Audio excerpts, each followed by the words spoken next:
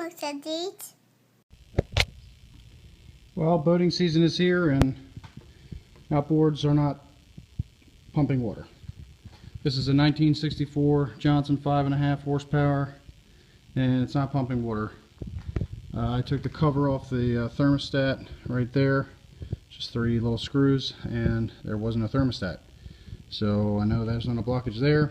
I poured water down in there and it's coming out all the right places. So I need to change the impeller, or at least look at it, and I've just read that you have to pop the power head off in order to do that, which is a total pain in the ass. So started by disconnecting this throttle linkage. There's 2 screws here, short one in the front, long one in the back, and I'm going to try and disconnect this. In fact, I don't even really know how it goes together, but I'm sure it's somewhat self-explanatory. There's probably a pin in here. Yeah, that's exactly what it is. This thing probably just pops off. So I'm going to do that, and I'm going to probably somehow disconnect the throttle linkage up front here, which you can't see. But I'm hoping to disconnect the shifter linkage. I can just pop the power head up enough to get to the screw, and then take these 4 bolts out, I think, and then she just pops right off. I think it's just these bolts here. I think there's 7 of them. There's 3, 4, 5 there, and then 2 in the front, 7. So let's hope. This is quite a pain in the ass for a little 5.5 Johnson, but we'll see how difficult it actually is. Alright, I got the bolts out. It's actually surprisingly easy. They're all the same size except for there's one longer one that goes right here next to the this is a motor bushing, you know, like for where it mounts into the carriage there. So I didn't disconnect the choke and the mixture screw, just because I thought maybe I could get away with it, but I might still have to. So I pried it up, and there's a little spline for the drive shaft there, and underneath of it, I'll get my light, I'll be able to see. Underneath of it there is the that brass nut, which I think I can get to. That's the shifter. I don't think you can see it. There you go, that brass nut right there.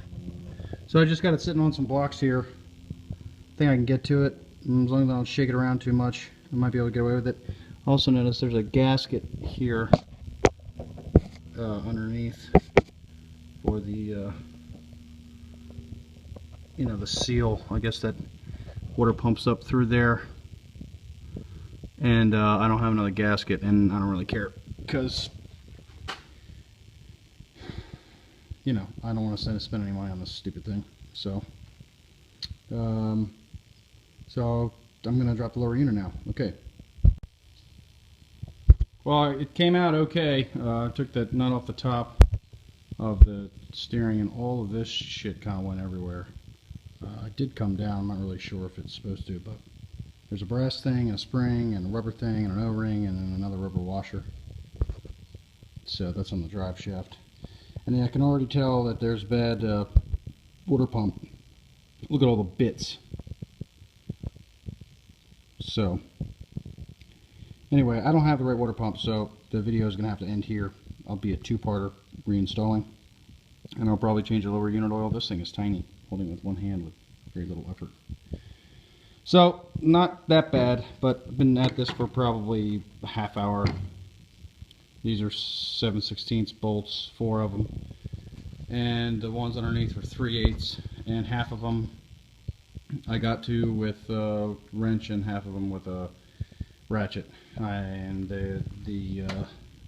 there's 2 brass nuts that go on top of the transmission linkage, and I can imagine this is going to be a pain in the ass to the head to get back on. I mean, there's pieces of gasket everywhere. I might just have to take the throttle stuff, take the choke and the mixture thing apart so that I can just move the head away and it'll clean it up. I might just have to do that instead of doing this like a hillbilly. So I'll order the water pump or see if West Marine's got one for less than $100 because West Marine sucks. And we'll go from there. So thanks for watching, and if I did anything incorrect here, please feel free to correct me. Thanks.